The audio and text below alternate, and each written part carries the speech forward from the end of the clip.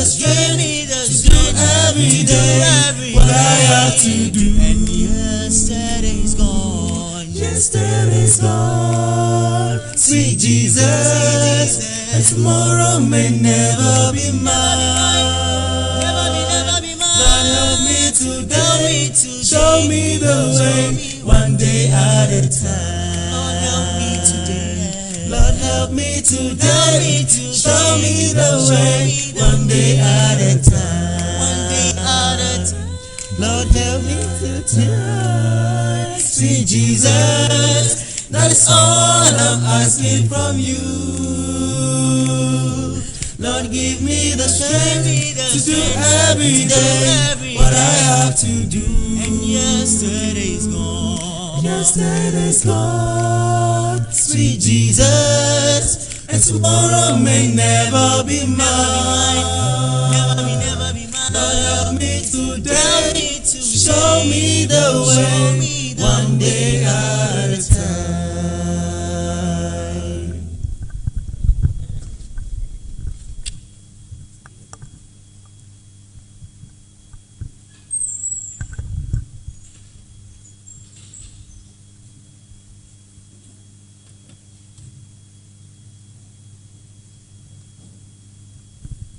Good afternoon to you all. Nas, welcome you all back from the recess. We'll be having our second session, that's the afternoon session, and I'm sure this is probably the most anticipated session for the youth, because I can see the auditorium is quite filled than the usual. And I'm sure the audience too are very much ready for this session. Now, all previous sessions that have been uploaded on our social media platforms have been uploaded for evaluation by the audience and also those here at the auditorium. So let's do well to watch these sessions and comment on them. Now, it's live on Facebook and on YouTube, and also on, of course, Hope TV Ghana. This session is entitled or dubbed Youth Dilemma, Relationship Perspectives. Youth Dilemma, Relationship Perspective. And it's represented to us by Dr. Josiah Andoh. Dr. Josiah Andoh is a Bible scholar, a lecturer, motivator, conference speaker, and also a love and life consultant. So we can say that he's quite equipped for this session and is going to deliver just what we need from him. Also, he's married to the lovely Mrs. Rhoda A.J. Boateng Andoh and has 2 lovely daughters also. He is a writer, of course, and he has a lot of books that we can purchase and help develop our lives relationship-wise also. So at this juncture, I would like to call our speaker. But before that, I will be calling the Psalmist GH to give us the theme song. Psalmist GH. From hymn numbered 595.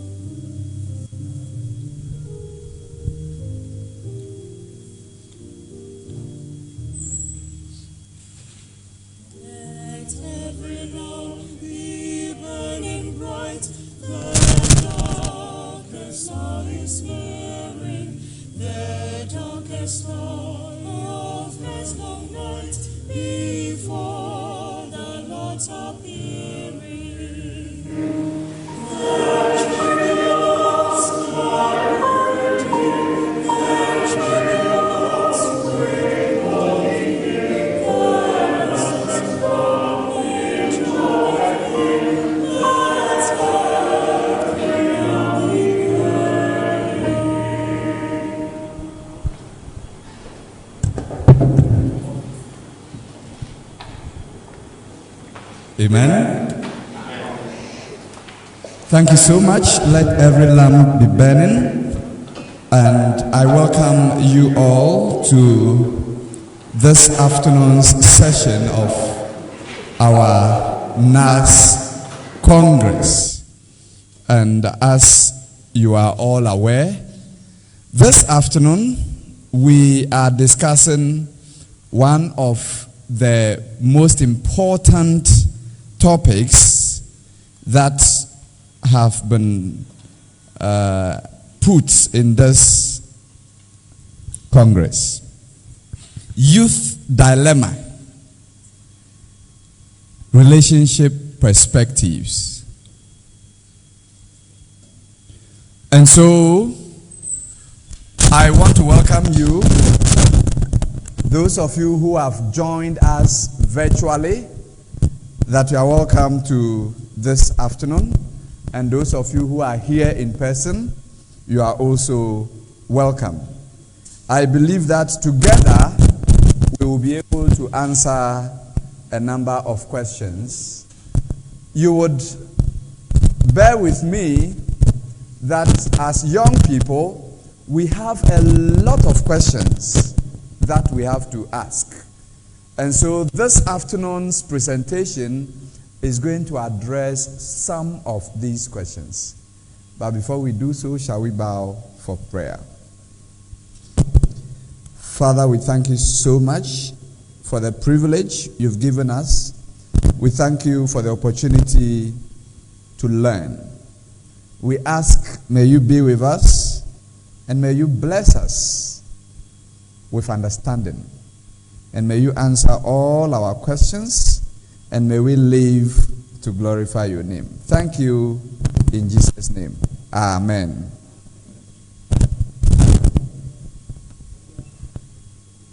Like I said when I was introducing, we are going to discuss questions that young people ask about relationships. In other words, the topic youth dilemma is a very broad question. And so we are just narrowing it to issues of relationship perspectives. The young people that we have today are facing a lot of dilemmas in their lives. And we also have, are we good technically? We also have dilemmas that relate with our relationships. And so when I was talking to the organizers about this topic, I realized that it was a very wide, broad, and open topic. In other words, we are going to talk about so many things.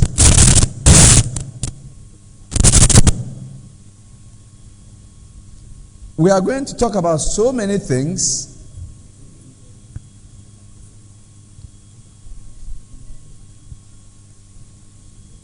All right. I believe now we are sorted. Some of these technologies are good, but sometimes they can disrupt us. Okay. So now we are not getting the feedback we were getting, so we are moving on. So I am saying, I realized when I discussed with the organizers, the leadership of NAS, that we have so many questions, so many issues. And so it is some of these issues that this particular workshop is meant to address. One of the questions that we want to discuss, how can I know that I have to end this relationship now? In other words, what are the determinants of a tenuous relationship? We know that as young people, we go into relationships with the hope that we will eventually get married and then we'll be happy ever after. That's the hope. But sometimes, before you get to that point where you have gotten to happy ever after, you might go through some relationships that may not be helpful.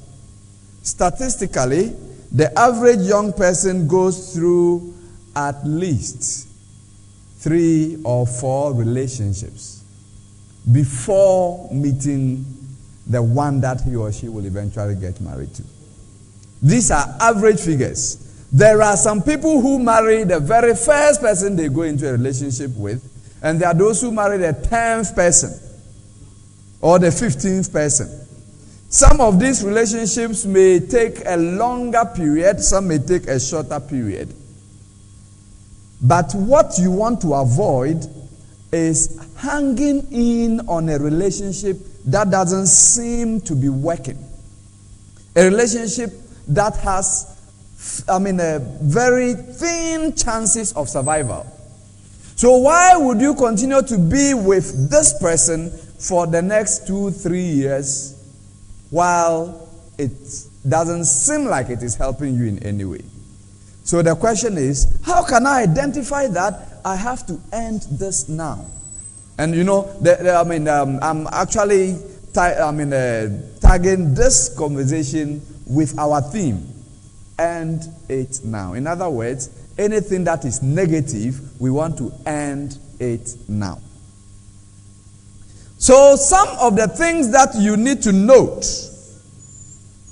some of the signs of a tenuous relationship, one of them is that when you have too many fights and arguing in the relationship, then it may be time for you to say you are ending it now. Now, talking about too many fights and arguments, what I mean, the relationship that you are in, there is no relationship without fights and arguments. So the key word is too many. You fight on almost everything, almost every subject, almost every decision that you have to take, you fight over it. If that is how your relationship is like, then chances are that you are in a relationship that is not likely to end you well. So you may want to end it now. Extreme physical involvement. That's another sign that your relationship is a tenuous one, and that you may want to end it now. Now, when I say physical involvement and I add the adjective extreme, what I'm trying to say is that once you are in a relationship, it means that there will be some physical involvement. At least you will shake hands, you will hold hands, you would hug, or you would be physically involved. You will meet face to face. You may not be practicing social distancing with the person that you are in a relationship with. But then, if this relationship is such that your physical involvement seems to take at the better side of the relationship, and by this I am talking about physical involvement that has to do with arousal of sexual passion, so that you can't do without touching certain sensitive places of each other, or you can't do without being sexually involved with the person, then the relationship is not going to end you well. In the first place, that relationship is actually costing you your spirituality, your shall I say, for you to be able to be a builder for Christ. It doesn't work that way if that is how your relationship is like. You should be able to be with somebody you love and not necessarily be involved physically or sexually. So if your relationship has too much of physical involvement, then that relationship cannot survive any form of separation. It is not based on a strong, abiding devotion that you may want to build marriage on. So you may want to decide to end it now. If the two of you are having conflicting goals and values, it is a tenuous relationship. When I talk about conflicting goals and values, I am talking about a relationship in which looking at what you want to achieve and comparing it with what your partner wants to achieve, clearly the two of you don't seem to be moving in the same direction. You are thinking of establishing a business here in Ghana. You are thinking of becoming that entrepreneur whose business is right here in this country. And this is somebody you are planning to get married to, whose biggest life goal is to travel and live abroad. Your life goals are conflicting with each other, because eventually you are not going to be living together in marriage, because one is out there and the other is in here. If you look at the career goals of your partner and you compare them with yours, and you are like, no, these two cannot move hand in hand, or even if the two of us should understand each other, in case we decide to have children, we may not even be able to take care of our children, then you may want to advise yourself. So if your goals and your values are conflicting with each other, you are in a relationship that may not help you. The next is the presence of abuse. And this is so important, because I know a lot of young people are just in abusive relationships. And then the only reason for which they are not living is that they feel that they may not get somebody else. They feel that, it is like the relationship is actually affecting you negatively, because the person you are with is always verbally abusing you, physically abusing you, and in some cases sexually abusing you. Another form that is common in relationships these days is psychological abuse. So if you're in a relationship in which the little thing that happens, he's so angry and he begins throwing his hands on you, a girlfriend beater is a future wife beater. A boyfriend insulter is a future husband insulter. So if there is abuse in your relationship, then you may want to end it now. The next sign is disapproval of family and friends. Now, this is something that a lot of young people don't want to take seriously. Of course, the reason is that I am in love, and my father is saying he doesn't like this guy because he is disrespectful. I am with this person and he hasn't shown any disrespect. So how did my father see? My friends are saying, Charlie, this girl, dear, she not be your type. She doesn't fit you. That's what my friends are saying. As for Kobe saying this, he's jealous of me.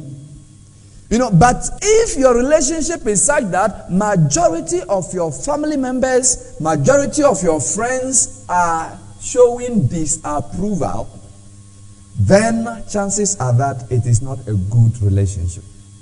Now, the reason is that when you are in love, there is extreme release of body fluids, especially oxytocin, that sometimes will cloud your brain and thinking. And so things that people around you would see, you will not see. Therefore, when people around you disapprove of your relationship, chances are that you are in a kind of relationship that will not end you well. This is not to say you should listen to every external person. No.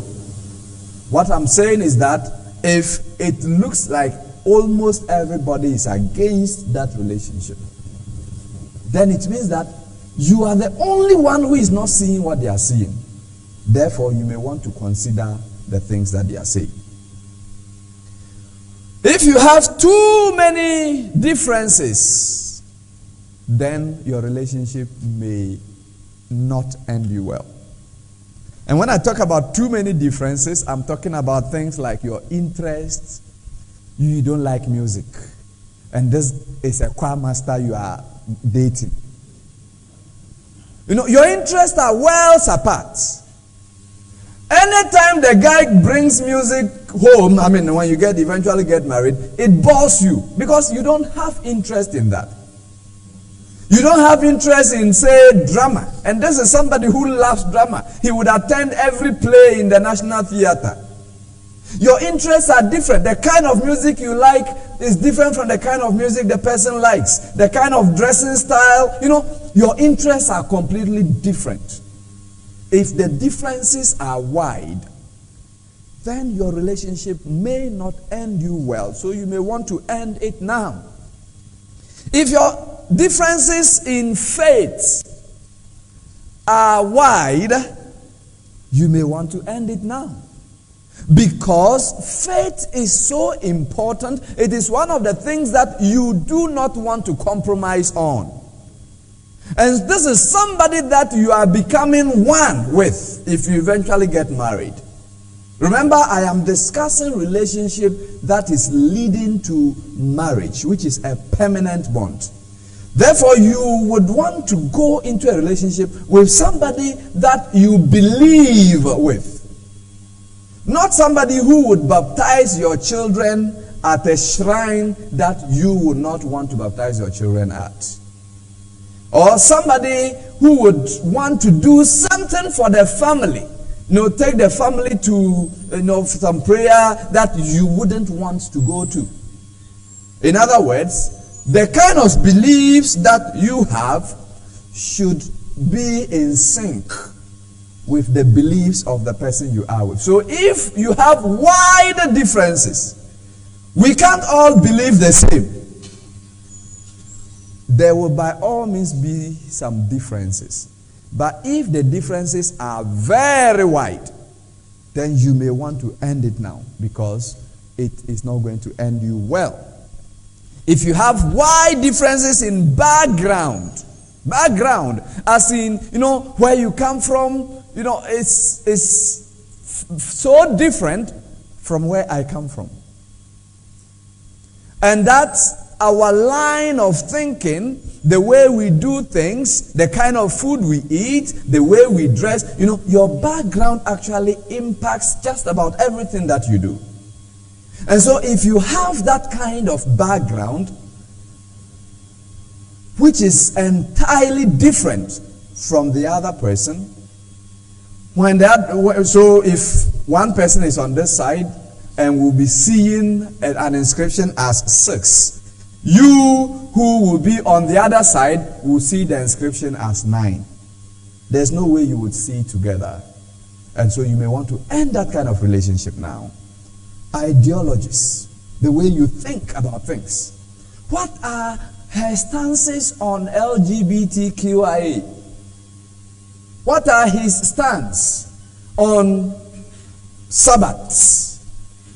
What are the ideologies in terms of Adventists being engaged in politics? These kind of ideologies, if your stances are well apart, the two of you will not be able to be happy together. So you may want to end that relationship now. And so the question of how can I know if I should end a relationship now? The answer I am given is that when you are having too many fights and arguing, when you have extreme physical involvement, when you have conflicting goals, values, the presence of abuse, disapproval of family members and friends, too many differences, then it is time for you to jump out. Sometimes we behave like the frog. I don't know if you've heard the story of the frog who would be put in water. How some people decide to cook frog soup. They put it in water. The frog likes water. It will swim in the water, and this water will be put on fire. And while the fire is burning, the water is getting warm. It's still an enjoyable experience for the frog. All right? So this frog is still enjoying the warm water, and then the temperature of the water keeps increasing, and the frog is not sure when to jump out of the water. until that cold water that the frog started enjoying became warm, until it gets hot to the point that it kills the frog. You should know when to jump out before you become frog soup.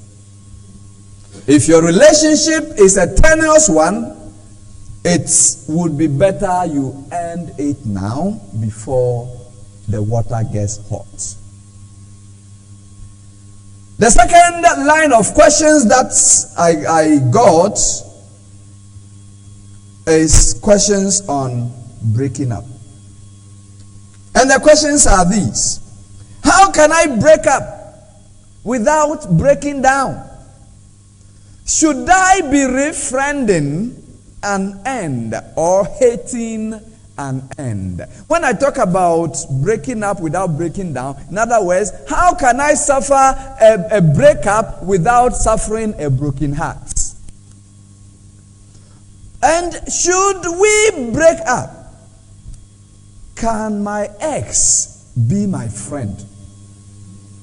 Should I refriend the end, that is the relationship which has ended? Or should I hate the end? So these are questions that I got as part of the perspectives that we want to look at in the dilemmas that we have as young people. And then I say that there is no breakup without pain or without a hurt. You have to note that. The reason is, when you meet somebody for the first time, you really don't have any links with the person, and you just want to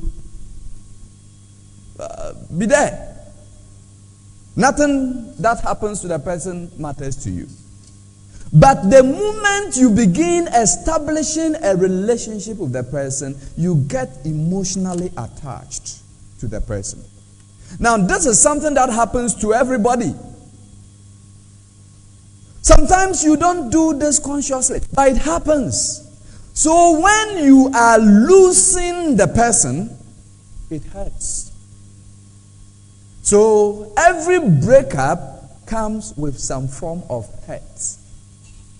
So I would rather say, how can we reduce the level of hurt of breakups? The reason why we want to reduce this is that when you go to the psychiatric hospital, more than 60 or 70% of the patients there are there because of relationship issues. Because Kwesi has been with me for 5 years. I have aborted 6 pregnancies for him. And all of a sudden, I hear he's getting married to Abigail. And so I want to be mad. So I'm mad. Take me to the psychiatric hospital. And so that is the point. So when you are losing somebody that you have invested so much emotion, even only emotion. But of course, we don't invest only emotions. We invest our sexuality. We invest our time, our resources. People have paid school fees. People have paid, learning a trade. And then the relationship is ending. So how do you break up without breaking down? And I will say that one way to do it is to ensure that you take note of signals ahead of time. Sometimes before the breakup comes, it comes announcing. There are signals. And some of the things I said in the very last discussion come in. If you find some of this in your relationship, then you should take a cue. You should see that the water is getting warm and jump out before it becomes hot water, so you become frog soup. So when you take cues ahead of time, it helps to reduce the hurts. Because you already see it. You know, it is like you are walking and then you see a ditch ahead of time. And so by the time you get there, you would have planned and, you would be able to adjust to the shock of falling into a ditch. But if your eyes are closed, you don't see the ditch. You just walk in, and all of a sudden you are in, you will be hurt the more. So taking note of signals ahead of time is very, very important. But the moment it happens, people do a lot of things. I'm going to curse him. I am going to organize guys to stone her. I'm going to do this. None of it is going to help. It is better you decide to bow out gracefully. In other words, you should come to terms with the fact that breakups do occur, and that your relationship is one of them. And for some reason, some of these breakups happen for a good cause, because you may never know what will happen in marriage. So you should say, okay, thank you for the time, thank you for all that. Then you bow out. It is very hard to do, but when you do that, it helps. And when you have done that, don't be ashamed to feel sad. Feeling sad is normal. You are a human being. When Jesus lost Lazarus, he did what? He wept. So don't be ashamed to feel sad. You have the right to feel sad. You are human. You can go inside your room, lock yourself up, bury yourself under your pillow and cry out. The tears are therapeutic. They will heal you. But when you are done, come out and be a happy man and be a happy woman. So there's nothing wrong with crying over a man, a woman who has left you. So sometimes people would say, I'm strong, and then they keep it in. And that one even hurts them more. It would overflow one day, and you'll be displacing it on the rest of us, or the next relationship. If you have to cry, cry. If you have to be sad, be sad. All right. The next thing is that you need to understand the stages of grief recovery. When I talk about grief recovery, what I'm trying to say is that, you see, when you lose something, when you lose somebody, there are processes that you go through. Many people, unfortunately, fail to understand these processes. The first stage when you lose somebody, you lose something, is denial. Is this really happening? So really, Kwesi has left me? Hey! So after all this, no, you don't want to believe it. You begin denying it. It happens. It is normal. But after denial, you now go to the second stage, anger. You become angry at everybody except you. It's the fault of this one. It's the fault of this one. It's the fault of this one. So anger, and it is normally for people, external persons. So you begin blaming everybody else except you. But the third stage is where we call bargaining. Or you can call it anger turned inward. This time around, you are now turning the anger on yourself. It is my fault. I should have done this. I shouldn't have done this. And all that. So you begin blaming yourself. Remember, you have come from denial and anger and bargaining. Then you enter into a state of depression. Now, this is the dangerous point. But when you know it ahead of time, you will not be surprised. You will not be overwhelmed by it. Because when you are depressed, a lot of things happen to you. Now, at this point, you feel that everything is lost. At this point, you feel like, hey, so after 7 years, this girl has left me. Am I going to start a new relationship all over again? And that is why some people go to buy rat poison. Because they feel like they've lost it all. That is why people jump from the 3rd floor, 4th floor. Because they feel like there's nothing ahead. They have gotten to the stage of depression, in grief. But if this stage is well managed, you are depressed, are not happy, yes, we understand that. If it is well managed, what will happen is that you will move into the stage of acceptance. That is genuine grief. That is where you have come to accept that you have lost it. And then once you accept that you have lost it, you move on and life goes on. And that is it. So, how can you break up without breaking down? Get a signal ahead of time. When it happens, bow out gracefully. Don't be ashamed to feel sad. Understand the stages of grief recovery. And then when you are done, make sure you keep busy. One of the things that makes your broken heart more serious is idleness. You are just sitting there, looking at status, looking at the ladies he is posting on his status, looking at his DP, checking the messages that he puts on Facebook, and all that. And you are adding to the hurt. Get busy. Do something that will make you forget all the stuff that you've been through. Join the choir, bend their songs. I mean, just do something else. Yeah, I know when I said join the choir, you will say, no, I don't have a good voice. It's fine. Just go and bend a song. We are good to go. What?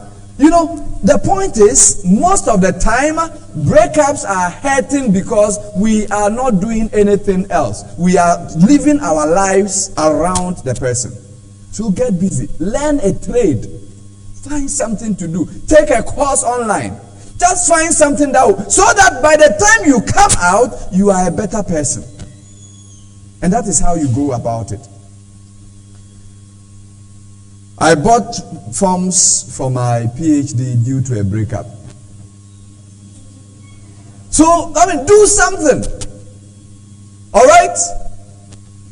And then make sure you remove memories. The teddy bear that he bought for you on your birthday, every time you sleep, you hug it and all that. You may want to put it under the bed so you don't get to see it that often. You may want to delete some pictures, some videos that were sent to you from that side. Take away memories. Even if the phone you are holding was bought for you from there and you think it reminds you of the girl who bought that phone for you, you may want to donate it to one of the chaplains in your fellowship and use a yam for a while. No, so I'm just saying, make sure you take away memories of the relationship. Because the more you see that relationship, memories of the relationship, the more it hurts. And so take away memories. And of course, you shouldn't forget to pray. In other words, all I'm trying to say is that you can end it now and still be a builder for Christ. In other words, it is possible for you to come out of a relationship and still be able to do your God-given task as an Adventist student.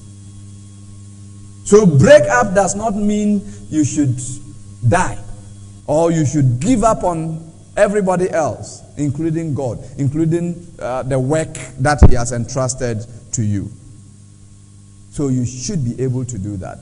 Now, I mentioned the second question, life after breakup. So after we have broken up, should I hate the person or can I refriend the person? My answer, life after breakup, hatred is not an option. Hatred keeps you imprisoned. You hate him because of what he has done. You hate anybody who bears a name that begins with the letter of his name. You hate, you would just be displacing the anger on people. And so long as you remain in anger, you will not progress to the next stage and you may never recover. So you don't hate somebody because you broke up. However, should you continue in friendship? Continuing in friendship would also trap you. So would you prefer to be in the trap or in the prison? None of the above. What you have to do is to tell yourself, I don't hate this man. Yes, our relationship did not work out. I don't hate this woman. She lied to me. Yes, that is true. But I am a Christian, so I should not hate the person, because that's bitterness and it imprisons me. But he is not my friend anymore. We are no longer best friends. So I have to learn to be myself. And that is what a lot of people are unable to do. You see, this is the point. For the past 2 years, every morning you wake up to a good morning, Queen, SMS or WhatsApp or whatever. Every evening you get good night, darling, before you sleep.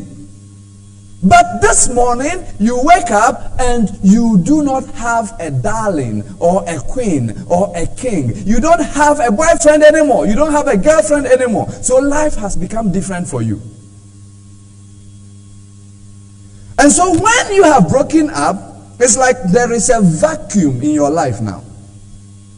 Because you spend some time, especially screen time, with the person. Or even if it is in-person time, you do spend with the person. Even some mental time, because you think about the person. But this time around, this person is no longer part of your life. You were planning for marriage. That is no longer the case. So what do? What you do is to learn to be yourself. In other words, assuming the person is nowhere to be found, assuming there is no kojo, assuming there is no ama, how will your life be like? And that means that you should be able to live without the person. If you are able to be on your own without anybody loving you, without being in a relationship, then you would heal faster. And when you have healed, you can go back and be on a halo high level. So there's nothing like, well, we didn't fight. There was no problem. We are still friends. The more you continue to be friends, the more you continue to hurt yourself. So you are not friends, but you are not enemies either. And make sure you keep to yourself until you heal. Then you can continue to be who you are. Now, during this period that you are healing or whatever, let's assume you meet the person dying. You are a Christian. This is a normal human being. You have to help him or her. Is that clear? That is important. But you don't go looking for the person. You don't go, establishing contact. I just called to check up on you, to say hi. So it is do you get my point? You don't need those at the initial stages of your breakup.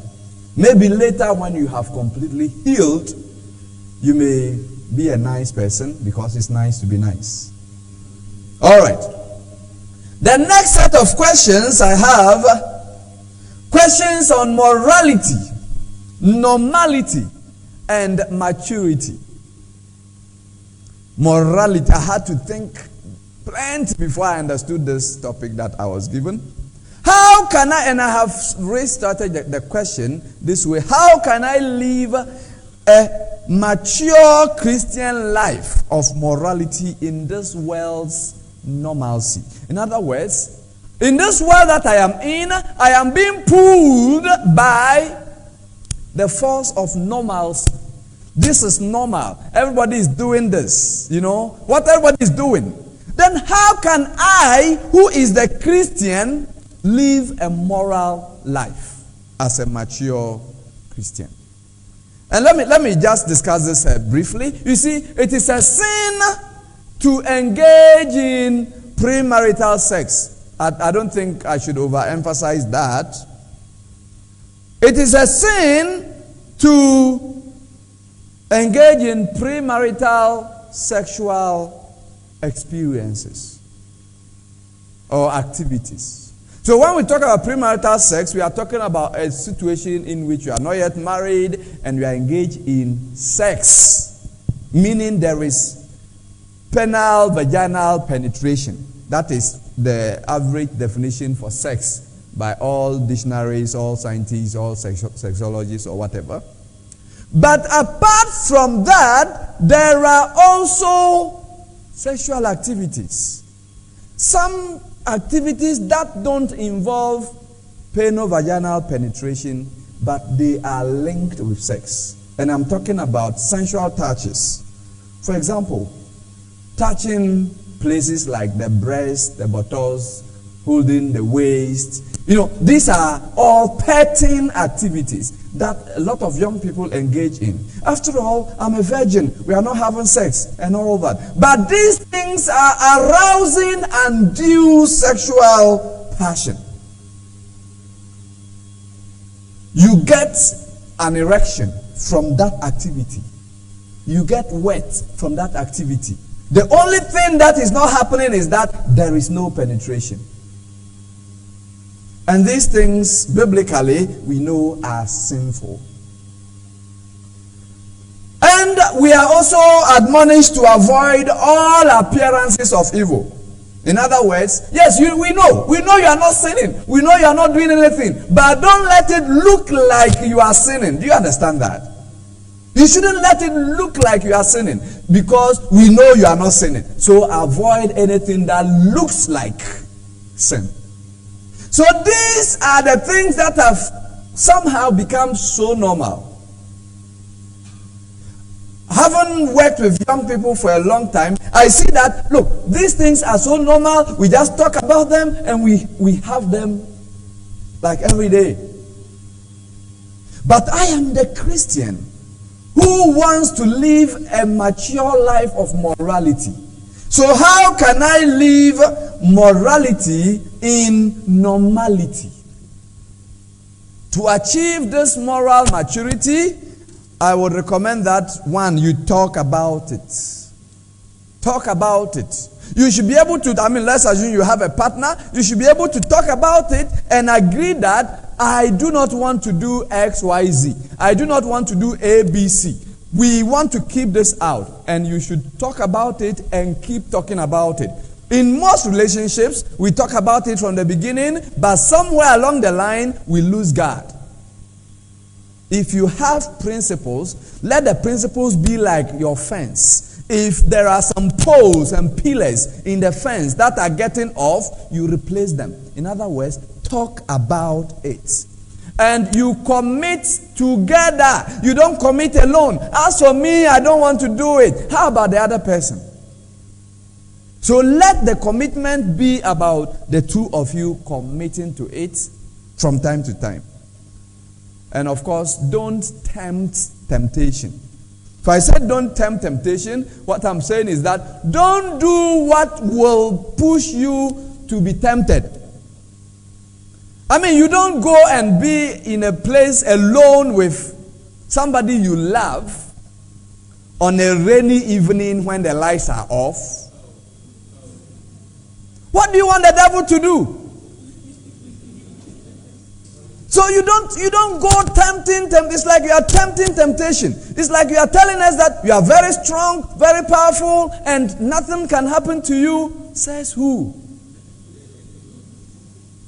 So you don't put yourself in a situation that is likely to bring anything. If even, yes, you are having a WhatsApp conversation and it's getting dirty, you know where to press. So don't say, well, let me entertain it to a point. You remember the frog soup story I told you? It will get to that point where the water will boil you and you become frog soup. So you don't tempt temptation. Keep busy.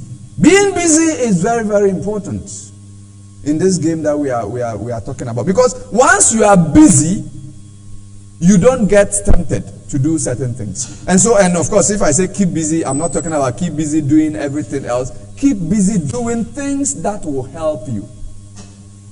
Earlier this morning, you listened to a devotional that touched on certain things that we do as Christians. For example, I remember when I listened, there was this issue of addiction to masturbation, addiction to pornography, those addictions. Most of the time it is because we are idle I mean, all people have counseled who have issues with masturbation. It is at a time that they are alone doing nothing, then they go to sites that will give them arousing, images and videos, and then they use it to touch themselves. But let's assume that you are busy. You've committed to read a certain number of chapters of the Bible a day, and you have to do it. By the time you are done, you are sleepy. Or by the time you are done, you have to do some other exercise here and there. You will be too busy to get into normalcy. So keep busy. The next set of questions I have are questions on love. I'll be ending shortly. I am touching on 5 sets of questions. That's how I categorize them. Questions on love. So questions like, what is love? Could this be love? I mean, this relationship I am in, or this situation I find myself in, is it love? And then a very popular question, is love denominational? Well, I want to touch on that, and I want to do that very briefly. All about love, all that we need to know about love. Love is not a feeling. Love is not blind. Love is not unreasonable. Love is not deaf. Love does not make its object an idol. Love looks beyond the externals. When I say love is not a feeling, you see, sometimes you feel something. It's like, there's some butterflies in your stomach. Your heart is beating faster. Your heart is missing a bit just because you heard a voice. Those things happen to you. Those things are in love. But those things don't necessarily mean you are in love. Do you understand? Love is not unreasonable. We know you love this guy. But because of X, Y, Z, you can't be with the person. If you love the person, you would be reasonable and decide that, well, I love you because I love you, I am not going to continue with you. Because it will not end as well. That is love. And love is not blind. Love can see. You should be able to see the things that others can see. The moment you are blind, you are not seeing anything, then it is a different sickness. It is not love. And love is not deaf. You should be able to listen to others' advices, significant others, family and friends, their opinions on certain issues in your love relationship. And the person that you are in love with does not become an idol, where who commands you and you say, yes, sir, yes, Lord, and all that. You should be able to have a mind of your own and think and be able to do stuff on your own. And of course, love looks beyond the externals. It is not just about the thick, tall, dimple, the hair, the buttocks, the breast. Those are important, yes. You need to fall in love with somebody you find beautiful, you find handsome, but that is not the essence or the imports, the basis of your love. Because love looks beyond the externals. Before we can say it is love, it should be a real and abiding devotion, a decision you have made based on a principle that you've seen in the person. And that is when we can say this is love. If it is not like that, then you may want to end it now. Does the denomination matter in love? Is love denominational? My first answer to this question is that love has no denominational color. In other words, love is love. Love is God. Which church does God attend? Seventh-day Adventist Church? Is that the case? Hello? In case you find yourself locked up in a Pentecostal church and you pray to God, will He answer you? Yes, He will, right? So, God does not lock Himself up in a denomination. And I'm talking to Seventh-day Adventist young people, and I'm saying that is the remnant church in these last days, yes, but it is not being a member of the Adventist church that is going to give you salvation. By the way, my topic is not about salvation, but I'm just saying it is not being a Seventh-day Adventist that will save you. Even though being a Seventh-day Adventist puts you in the remnant church and God's people of the last days. But having your name in the church and not doing what the church teaches does not make you a remnant, a member of the remnant. You are just occupying our books. I hope this is clear. So when you love somebody, that love is not wearing a denominational color. However, faith is so important in every choice you make in life. And that also includes love. So love does not matter regarding your denomination, it doesn't matter at all. But when you are making a decision for love, you should know that faith is important, because faith is, it should be part of every decision you make, because that is what is going to determine your life after here. Therefore, look at your faith. Remember earlier on I talked about differences. And so love is not denominational, but when you love with you are in love with somebody that you share the same faith with, you two are more likely to be happier than when you are with somebody that you don't share the same faith with. And Paul said it rightly when he said, don't be unequally yoked together with unbelievers. He was simply talking about the issue of compatibility. The two of you would have to be compatible. When we say unequally yoked, it is like you have two cattle. The yoke is the bar that was put on top of the bull. Two bulls will pull the bar and plow the field. If you have a short one and a long one, they are unequally yoked. So if you believe in certain things and the person you are moving with doesn't believe in those things, you are unequally yoked. Do you understand that? And so you don't fall in love with somebody who believes differently. So you are a member of the remnant church. You believe in the message of the church. Therefore, your love, though not denominational, but because it is reasonable, it is going to choose somebody who believes like you. I don't know if this point is clear enough for you. Let me move to the next number 5 set of questions. Questions on dating. Should dating be timed? Does age matter in dating? I am 29. Can I go with this 19-year-old? Does age matter? Should every dating end in marriage? These are questions. And for me to understand these questions, then we should be able to understand dating as it is. When we talk about dating, it is simply the activity of going out on dates. That is, you go out regularly with somebody. That's a date.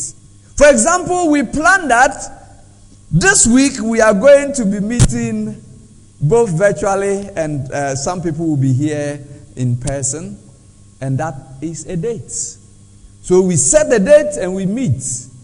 Assuming it was for dinner, we set a date, we go for dinner. That is a date. It is something that a lot of people confuse with. And a date can be either personal, business, romantic. It can be for any purpose. But because people who are in love with each other normally do more meeting, the term dating has come to be used to refer to a relationship in which the two are planning for marriage. But when we understand dating, especially the stages, the steps in which dating, for example, we normally it begins with group. We are in a group. The group has decided to meet somewhere, so we are in the group. All of us are dating. It's a date. We meet, and that is it. And then we move to that stage where it is special. That is a point where, it's not just the group, but this, I have this person who is so special to me, and I meet the person more often than I meet everybody else. So when you are at that stage, yes, it is special dating. But the third stage is steady, where, it has become such that it's like almost all the time, you are with this one person. Almost all the time, it is, so you are steady. You are together like that. And then so at that point, the relationship or your dating activities actually seem to reduce to just one person. And then we have the fourth and final stage, which is called pinning. This is where there is a proposal to the person you've been meeting with, you've been seeing, and then this proposal is accepted. When the proposal is accepted, you have moved from dating into courtship. And so at that point, the two of you are preparing for marriage. So the question is, should dating be timed? And I would say that the timing is actually rooted in understanding the concept. So if this is how it is, then we should understand that, well, I can be friends with everybody. Is that not it? And we can meet from time to time. Is that not it? It means that at every age, senior high, whatever, I can have friends with people. So I can at least do group dating. I can at least do a few special dates. In other words, I have special friends that I call from time to time. You can be at that stage. So the stages need to be timed, because before you get to that point where you are choosing just one person, then it means that you can't just do it at any time. And then my proposal is that you are not ready to progress to the more committed stages until you are ready to commit. Because the moment it goes to study, you are ready to commit. It means that you are getting to that point where this one person is going to be with you to that stage where you would now be planning to propose and then get married. So you don't get into a relationship at that point. I mean, if you have not reached that point. If you have not reached that point and you are in a relationship, then you may want to end it now, because you are not ready to commit. So why are you in a steady relationship? Because once you get there, then marriage should be knocking at the door. It means that the next time we should attend your wedding and eat your jollof and chicken. So if you don't have marriage in mind within the next 3, 4, 5 maximum years, you have no business going into a relationship. What are you using it for? Singing and prayers? Or studying Sabbath school? You have the rest of us to study Sabbath school with. It shouldn't be just that one person always talking, the grass is green, the sky is blue, the dog is barking. No, I mean, if you go into that kind of relationship, chances are that it will lead you into sin. Because this person is so special and you are always together, you're always talking and all that, you would progress into sin. Because you are not ready to commit into marriage. You see your marriage far away, the next 7 years, the next 10 years. So why are you with this guy for 10 years? Anyway, the next question is about age. Does age matter? Does age matter in the choice that you are making? And this is the last question I'm going to talk about before we break for the question and answer sessions. Okay, so does age matter? Can an 18-year-old marry a 30-year-old? Well, according to the laws of our country, Ghana, if you are 18 years, you have the right to get married. Because you have the right to decide on your own at age 18. The same way, an 81-year-old grandma or grandpa who is also not married and is not attached to anybody has the right to marry. Therefore, the 18-year-old girl can marry her 81-year-old grandpa. Not biological grandpa, I mean. A man who is 81 who wants to marry an 18-year-old has not committed a crime. A 91-year-old grandma can go for a 19-year-old boy. She's not committed any crime. The boy too has not committed any crime.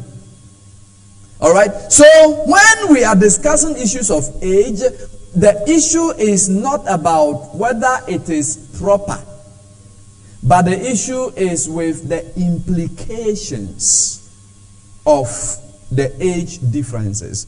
Most people will tell you, which I agree with, the age differences should normally be a man who is between 2 to 5 years older than the woman.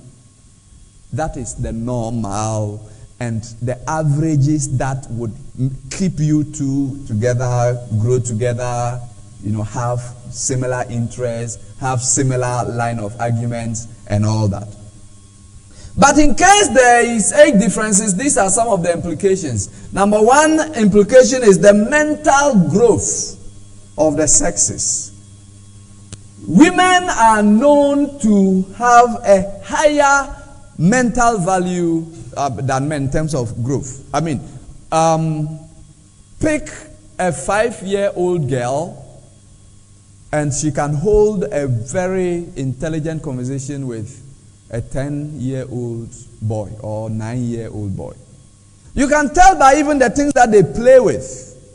All right? So it is like when you are a girl, your brain grows, seems to grow faster. And so you will find a 22-year-old lady, she's only 22, but she can hold an intelligent conversation with, the 30-year-olds and all, she's able to do that. So the mental growth. For this reason, it is important that you get with somebody who and so when the woman is older, it means that she is also mentally older than the man.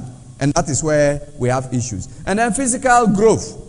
Women, because of childbirth, they grow faster than the men. And so you may marry somebody you are the same age with, and then some years later, she becomes an auntie to you and all that. So you may want to look at those things. And then the issue of generational gap. The 81-year-old woman I talked about does not know Snap. She doesn't know Instagram.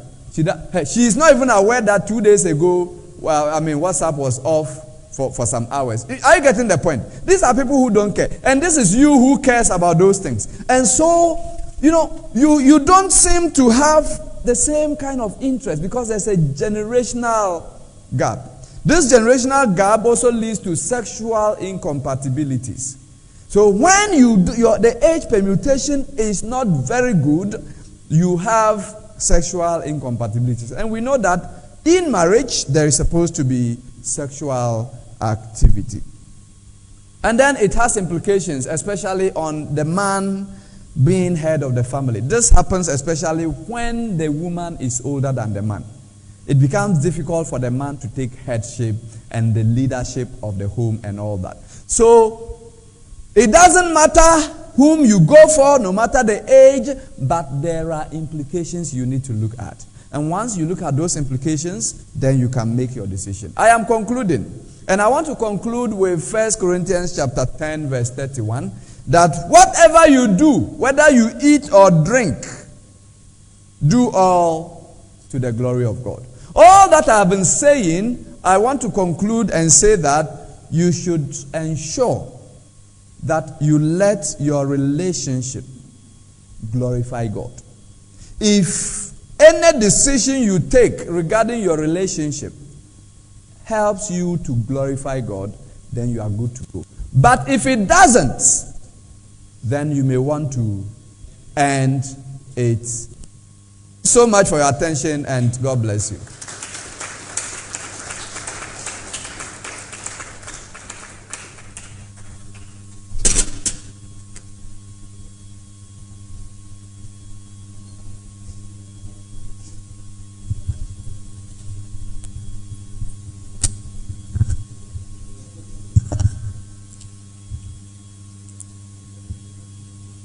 Amen.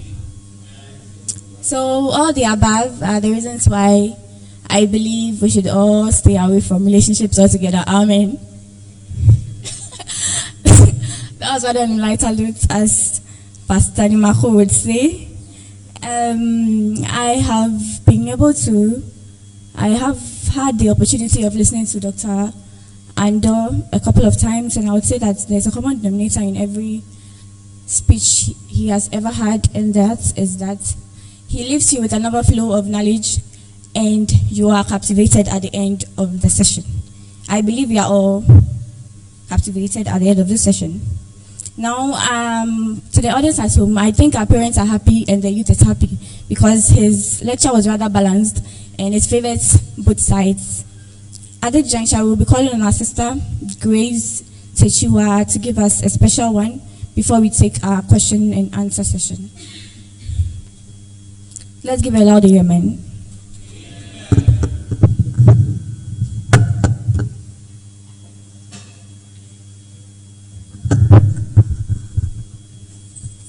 Okay, so Pastor Andoh had said a lot, and one thing I would want to add up is that of all the questions on love we've had, one thing that I always hold as a top notch is the greatest love of all, which is loving yourself.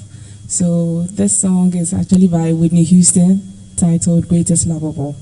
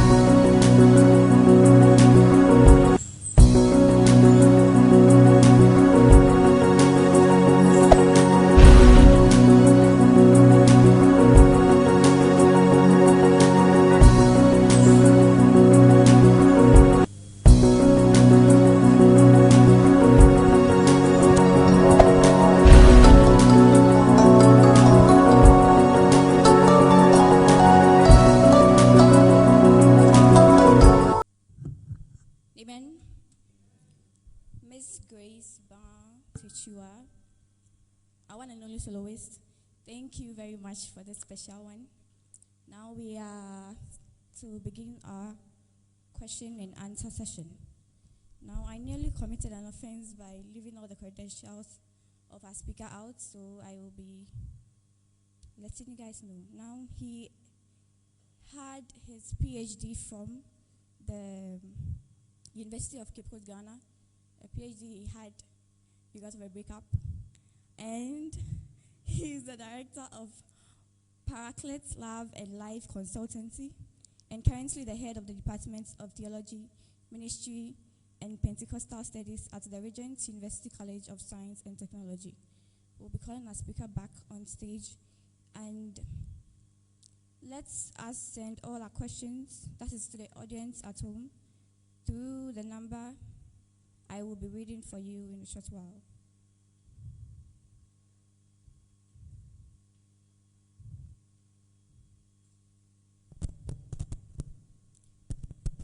Let's send our questions to the number 055